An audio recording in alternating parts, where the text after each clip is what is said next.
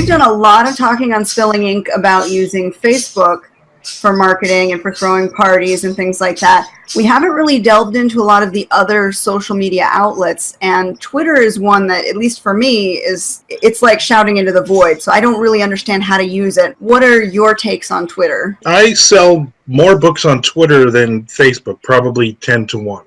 But I've also built Twitter up over the last 6 or 7 years. So like I was telling you before, I have 114,000 followers.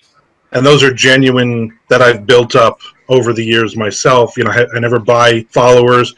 And I have kind of a little system that I play with each day to gain more actual followers, whether it's readers or whether it's other authors. And you just take that little part of the promoting every day, a little part of that time, and you just build your Twitter. And it's also being active, talking to people, interacting. You don't do it as much as Facebook, obviously, but when you have somebody on your news feed that they've asked a question or they've shared something or just whatever, I can spend an hour just talking to different people on there. It's fun. And for me, you sell yourself. It's not necessarily let me push my books down your throat. I don't know how many times I've had a conversation with people and they go, "Oh, I didn't realize you were an author." And then you do a soft little pitch to them, and then they buy your book. Or they're fans of yours, and then they start reading. They realize, hey, this person's interacted with me and talking to me.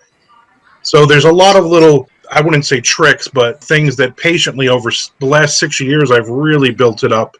The Twitter now, and it's like almost on autopilot. I add 100 to 200 people a day without even trying.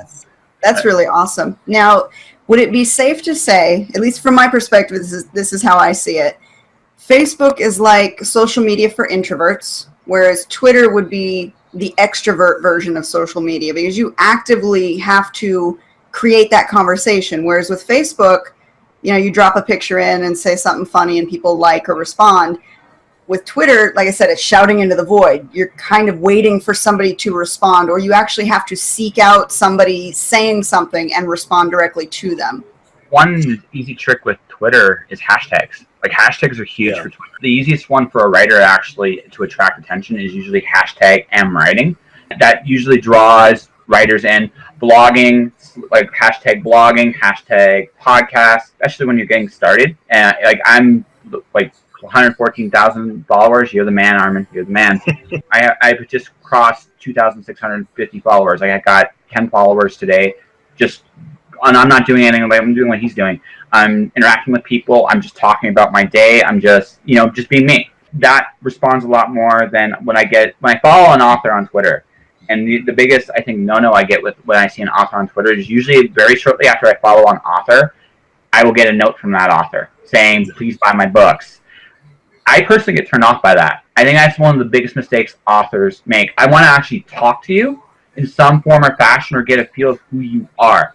Then once I know a little bit about who you are, then let's talk books. Let's talk your podcast. But as an author, you hope that you get to know that. I want you to get to know me, and then you ask me about my book. Exactly. Instead of me saying, hey, it's nice to meet you, Josh. Here's the link to my book. Like you said, it happens all the time. That's, I think, honestly, the biggest mistake about Twitter a lot of authors make.